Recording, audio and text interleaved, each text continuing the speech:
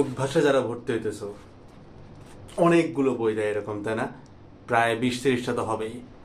তো আসলে কোন বইগুলা কাদের পড়া লাগে, কারা কোনটা শেষ করবে, শুরু করে একটা বাস্তবতা দিয়ে। আমি কিন্তু উদ্ভাসের কনসেপ্ট বুক, প্র্যাকটিস বুক এটা কখনো ধরতেও পারি নাই। আমি নিজের অ্যাডমিশন সিজনে উদ্ভাসের কনসেপ্ট বুক, প্র্যাকটিস বুক কখনো পড়তেই পারি নাই। তো লজিক্যালি তুমি ভেবে দেখতে পারো যে এতগুলো বইকে শেষ করা পসিবল। মানে আমি এখানে জাস্ট সামান্য কিছু আনছি। এগুলো আর কি কোশ্চেন ব্যাংক, এগুলো মাস্টার কোশ্চেন ব্যাংক, ভার্সিটির আছে কিছু, ইঞ্জিনিয়ারিং আছে কিছু। তবে মোড়ক হয়তো তোমাদের সাথে মিলবে না। এগুলো হচ্ছে আমাকে আমারই বিগত বছরের যেসব স্টুডেন্টরা আছে তারাই পাঠায় আর কি, ভালোবাসা, যেন আমরা আমাদের কার্যক্রমগুলো করতে পারি। তো এগুলো হয়তো মোড়ক তোমার সাথে মিলবে না, বাট ভিতরের কন্টেন্ট হুবহু একই থাকে। এগুলো উদ্ভাসেরই জিনিস আর কি, কিন্তু ওরা আর কি তোমাদেরকে কোর্সে যেটা দেয় সেটার মোড়কটা হয়তো ডিফারেন্ট হবে। আমি জাস্ট হয়তো বলতেছি, আমি ঠিক জানি না, মোড়ক সেম হইতে পারে। এখন পড়বো কোনটা? তো এখানে আমি তোমাকে একটা ইন্টারেস্টিং জিনিস দেখাবো। এটা হচ্ছে কি, এটা আচ্ছা বই, আমি তোমাকে হচ্ছে একটা ইঞ্জিনিয়ারিং এর রসায়ন, এটা হচ্ছে রসায়ন। তা আমি একটু তোমাকে একটা জিনিস দেখাই। এটা হচ্ছে কি, একটু পড়ো। মানে মোড়কটা মিলাইতে হবে না, জাস্ট লেখাটা বড়, মাস্টার প্রশ্ন ব্যাংক রসায়ন, ঠিক আছে? এটা হচ্ছে উদ্ভাসের, এই যে উদ্ভাসের লোগো। তো এটার ভিতরে আমি যখন একটা চ্যাপ্টার খুলি, আমি একটু টাইপগুলো তোমাকে দেখাবো। ভেরি ইম্পর্টেন্ট এই কথাগুলো, এইটা আর কি না জানলে তুমি বুঝবা না যে আমি আসলে কি বই পড়বো। মানে এটার ভিতরে উত্তরটা আছে আর কি, আমি চ্যাপ্টারটা খোঁজার চেষ্টা করতেছি আর কি। তো বেসিক্যালি এই যে চ্যাপ্টারটা, ধরো একটা স্পেসিফিক চ্যাপ্টার, মৌলের পর্যাবৃত্ত ধর্ম। তুমি দেখো চ্যাপ্টারটার শুরুতে এখানে কিছু থিওরি দেওয়া আছে, দেখতেছো? আই গেস থিওরি দেওয়া আছে। থিওরি দেওয়ার পরে এখানে থিওরি গেছে, রাইট? থিওরি যাওয়ার পরে কি করে দেখো তো ওরা, তারপরে ওরা কিছু বিগত ভর্তি পরীক্ষার এমসিকিউ দেয়, বিগত ভর্তি পরীক্ষার রিটার্ন দেয়। এটা ইঞ্জিনিয়ারিং এর ভার্সিটির ক্ষেত্রেও সেম কথা। তুমি কি জানো যে এই জিনিসটাই যে উদ্ভাস যে কোশ্চেন ব্যাংকের মধ্যে থিওরি অ্যাড করতেছে, এইটা কিন্তু একদমই নতুন। মানে জাস্ট তোমার 24-25 ব্যাচ এই ভাইয়াদের কাছ থেকে তুমি এটা দেখবা। আমরা যখন এগুলো পড়তাম, কোশ্চেন ব্যাংকের মধ্যে কোনো থিওরি থাকতো না, জাস্ট ম্যাথ থাকতো, সাথে সলিউশন থাকতো। তাহলে উদ্ভাসের থিওরি পার্টটা কেন অ্যাড করছে, এই জিনিসটা তোমাকে উত্তর দিয়ে দিবে কি কি বই শেষ করতে হবে। প্রথমে তুমি এতটুকু হয়তো বুঝে গেছো যে সব বই শেষ করা কখনোই পসিবল না। সো আমি একদম ক্যাটাগরি করে বলবো, যারা টপ 10-এ যাবে তারা কি পড়বে, টপ 100 থেকে 200 রেঞ্জে যারা যাবে তারা কি পড়বে, আর যারা শুধু চান্স পাবে, মানে আমি বুয়েট নিয়ে বলতেছি, ঢাবি, সেম কথাই আর কি, তারা কি পড়বে সবকিছু স্পেসিফিক করে বলবো। তো বেসিক্যালি আমরা যখন 24 সালের দিকে আমরা হচ্ছে এডের প্রথম অ্যাডমিশন কোর্স লঞ্চ হয়, এন্ড আলহামদুলিল্লাহ এটা অনেক বড় একটা সাকসেস ছিল। ওইটারই সেম ব্র্যান্ডিং গুলো তোমরা এখন দেখো। তো তখন আমাদের যে compact question bank solving batch বলতাম, যেটাকে আমরা এখন কম্প্যাক্ট ইঞ্জিনিয়ারিং বলি, কম্প্যাক্ট ভার্সিটি বলি, তখন এটাকে আমরা সরাসরি কোশ্চেন ব্যাংক সলভিং বলতাম। তো প্রথম সিজনেরই আমাদের রেজাল্ট ছিল অ্যাবনর্মালি ভেরি গুড, এবং তখন আমরা স্টুডেন্টদের ছবি, তাদের নাম, তারা কোন ভার্সিটিতে আছে, র্যাঙ্ক ট্যাঙ্ক সহ সবকিছু আমরা একদম হচ্ছে প্রকাশ করতাম, যাদের অনেকেই আমাদের টিমে আছে এখন আলহামদুলিল্লাহ। যখন এগুলো প্রকাশ করতাম, তাদের একটা মাত্র মেইন থিম ছিল যে তারা শুধুমাত্র কোশ্চেন ব্যাংক পড়ে চান্স পাইতো। শুধুমাত্র কোশ্চেন ব্যাংক পড়ে আসলে চান্স পাওয়া আসলে এটা লজিক্যাল না, কিছু বেসিক তারা জানতো অফকোর্স, কোশ্চেন ব্যাংক সলভ করতে যে বেসিকটা লাগে, বাট মেজর কথা এটাই। সো 24 সালে যখন দেখলো, উদ্ভাস এটা ফিল করলো যে আচ্ছা শুধুমাত্র কোশ্চেন ব্যাংক যদি একটা স্টুডেন্ট পড়তে চায়, তাহলে তারে কেমনে আমরা হেল্প করতে পারি। সো তুমি দেখবে 25 সালের দিকে, এটা উদ্ভাসে গেলে সার্চ করলে পারবা, ওরা একটা ভিডিও বানাইছিল যে শুধু প্রশ্ন ব্যাংক পড়ে গিয়ে চান্স পাওয়া যায় কিনা। ওইখানে তারা বলছে চান্স পাওয়া সম্ভব, এবং তারা এখানে এটা ইন্ট্রোডিউসও করছে যে আগে এরকম 4টা বই বা 3টা বই মিলায়, মানে 3টা সাবজেক্ট মিলায়, জানি না ঠিক সাবজেক্টগুলো ধরছে কিনা, র্যান্ডমলি ধরলাম আর কি, এরকম 3টা বই মিলায় একটা বই হয়তো উদ্ভাসের কোশ্চেন ব্যাংক, মানে আরেকটু ছোট হবে আর কি, এরকম ধরো, ঠিক আছে? তো লেটার অন ওই ভিডিওতে ওরা কি করছে দেখো তোমরা, যে ওরা বললো যে আমরা কোশ্চেন ব্যাংকে এখন থিওরি অ্যাড করে দিছি। সো যারা শুধুমাত্র কোশ্চেন ব্যাংক পড়তে চাও, তারা যেন থিওরি পড়ে এখান থেকে হেল্প নিতে পারো। That's a theory and question bank দেওয়া। ওই ভিডিওর কমেন্টে গেলে তুমি অ্যাস্ট্রোনিশিংলি দেখবা আমার নাম বা আমার প্ল্যাটফর্মের নাম অনেকবার আছে, অনেক পজিটিভ কথা আছে আমাদেরকে নিয়ে, যে আমরা এটা বারবার বলছি, 1 বছর তখন বলছে, মানে পুরাতন হিস্ট্রি তোমাকে বলতেছে, 24 সাল থেকে শুরু করে নিয়ে পুরা বলতে বলতে বলতে বলতে 25 সালে যে উদ্ভাস ভিডিও বানালো যে হ্যাঁ এইটা করেও সম্ভব, কারণ অ্যাডমিশনে প্রশ্নের টাইপ অনেক বেশি রিপিট হয়। বুয়েটের মতো ভর্তি পরীক্ষায় সংখ্যাটা একটু কমে যায়, কিন্তু বুয়েটের কাট মার্কসও কিন্তু অনেক কম। বুয়েটে কিন্তু 50 ভাগ কারেক্টলি উত্তর করলে চান্স হয়ে যায়। সো দেখা যায় প্রশ্ন ব্যাংকের আদলে হয়ে আসে প্রায় 60-65 ভাগ বুয়েটে। চুয়েটে গেলে এটা 70 থেকে 80 চলে যায়। তুমি অন্য ভাইয়াদের ভিডিও দেখতে পারো অন্য প্ল্যাটফর্মে, সেম কথাই বলে। সো এখন তাহলে প্রশ্নের উত্তরে আসি যে আমরা আসলে কি করব। তো প্রথমত আমি তোমাকে বলি, এডেড গ্রুপ কাদেরকে নিয়ে কাজ করে। এডেড গ্রুপ কাজ করে যারা মোটামুটি টপ 100-র পর থেকে, মানে 101 বা 99-100 এরকম আর কি, এখান থেকে আমি বুয়েটে চান্স পাইতে চাই, অথবা ঢাবিতে একটা ভালো সাবজেক্টে চান্স পাইতে চাই, বাট আমি টপ 10-এ ঢুকবো না, এরকম স্টুডেন্টদেরকে নিয়ে কাজ করে।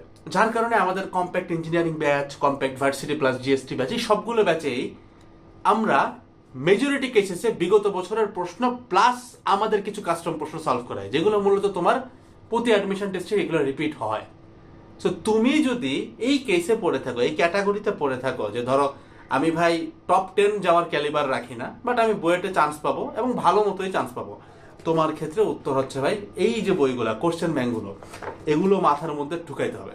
যদি ভার্সিটি হয় তাহলে ভার্সিটি ক প্রশ্ন ব্যাংক, আর যদি বুয়েট হয় বা চুয়েট হয়, কুয়েট হয়, রুয়েট হয়, তাহলে ভাই ইঞ্জিনিয়ারিং প্রশ্ন ব্যাংক, বুয়েট না কিন্তু ইঞ্জিনিয়ারিং। আর ঢাবির ক্ষেত্রে শুধু ঢাবি ক না, ভার্সিটি ক প্রশ্ন ব্যাংক, মানে যেখানে সব ভার্সিটি সব কিছু আছে। ক্লিয়ার, বুঝতে পারছো? সেগুলো হচ্ছে তোমাকে সলভ করতে হবে। এখন এটা কাদের জন্য ভাই? যারা কোনো রকম সিট চায়। এখন যারা ধরো মোটামুটি টপ 100 সিট চায়, তাদেরকে আমি বলি এগুলো পড়ার পরে কনসেপ্ট বুকে আরো এক্সট্রা কিছু ম্যাথ থাকে, ওইগুলো একটু দেখে যাইতে, ঠিক আছে? এবার যারা টপ 10 করবে তারা কোশ্চেন ব্যাংক, কনসেপ্ট বুক, দেন লাস্টে প্র্যাকটিস বুক দেখবে। এখন এই ভিডিওর যারা অডিয়েন্স আছে, আমি জানি এখানে টপ 10-এর পোলাপান নাই, আপনাদেরকে নিয়ে কাজই করি না। সো টপ 10-এর পোলাপান প্র্যাকটিস বুক ধরে, তাহলে তোমার জন্য প্র্যাকটিস বুকটা টেবিলের এক সাইডে পড়ে যাবে। এটার দিকে ফোকাসই করবা না। ফোকাস করলে একটা উইকলির পড়া যদি পিছিয়ে যায়, এই জিনিস তুমি আর ফেরত আনতে পারবা না। সো একটা উইকলিতে একটা সাবজেক্ট পড়তে যায়, তুমি যদি প্র্যাকটিস বুক পড়ো, অন্যগুলার বেসিকটাও যদি তুমি না পড়ো, তাহলে কিন্তু অন্য উইকলিতে এই পড়া কিন্তু আর তুমি রিপিট দিতে পারবা না। তাহলে এখন একটা জিনিস আসে, আমরা আসলে কি করতেছি। তো আমাদের এইবারকার ক্লাসগুলো, যেটা আমাদের অলরেডি রেকর্ড হয়ে গেছে, আমরা প্রতি সপ্তাহের ওই উইকলির সিলেবাসের গুলোই তো আপলোড করব। এটা আমি আগেও বলছি আর কি, তোমরা দেখতেও পারো আর কি। আমাদের এখানে 3 ঘন্টার মধ্যে 100% রিফান্ড পলিসি আমরা অ্যাড করি অ্যাডমিশন আর কি। এটা আমরা তোমাদেরকে একটা সার্ভিস টাইপের দিই আর কি, যে তোমরা যা চাও তাই আর কি। সো বেসিক্যালি এই যে দেখো একটা ইঞ্জিনিয়ারিং প্রশ্ন ব্যাংক, এই যে উচ্চতর গণিত, এটা কিন্তু অনেক মোটা, রাইট? মানে তুমি বইয়ের ভর্তি পরীক্ষার আগে শুধুমাত্র এই একটা বই তো পড়ে যাবা না।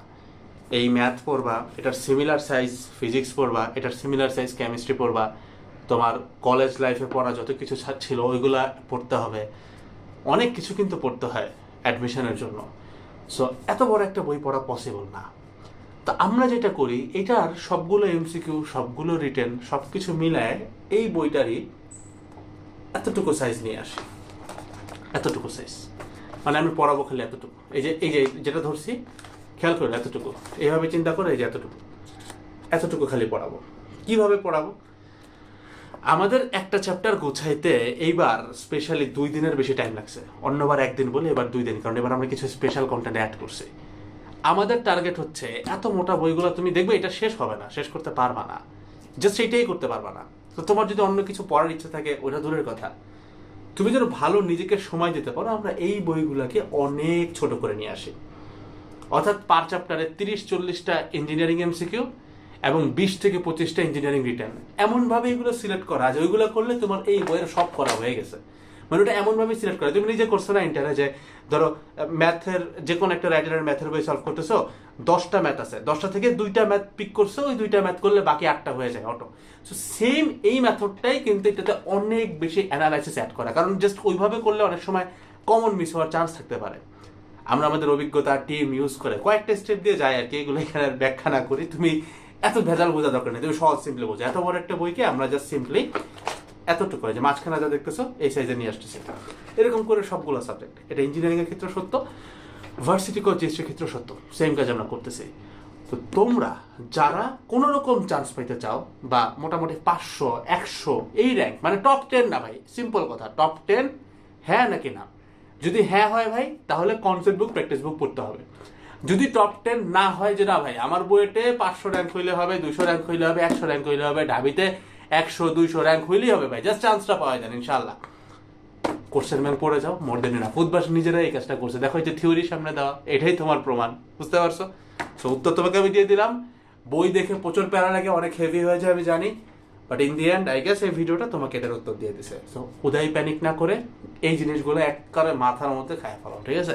প্রত্যেকটা অ্যাডমিশন টেস্ট আমি একটা কথা দিয়ে শুরু করি, ওই কথাটা না বললে আর কি আমার কাছে মনে হয় অ্যাডমিশন টেস্ট এখনো শুরু হয় নাই। সো কথাটা আরো একটা বার বলবো, আমি এভাবে চিন্তা করতাম যে একটা স্টুডেন্ট যত বড় কনসেপ্টেরই যাওয়া হোক না কেন, আমি এই একই কোশ্চেন ব্যাংক আমার বেসিক সহ 15, 20, 30, 40 বার সলভ করে যাব, যতবার জানে কোলায়। ওই পোলা যত বড় কনসেপ্টের জাহাজ হোক না কেন, আমার সামনে আসলে আমি ওরা ধৈর্য ছিঁড়ে খায় ফেলাবো। এটা হচ্ছে ভাই অ্যাডমিশন সিজনের high practice volume. So I guess এই কথাটা বলছি, তুমি বুঝতেছো অ্যাডমিশন সিজন শুরু হয়ে গেছে। So give it your best shot man. আসসালামু আলাইকুম।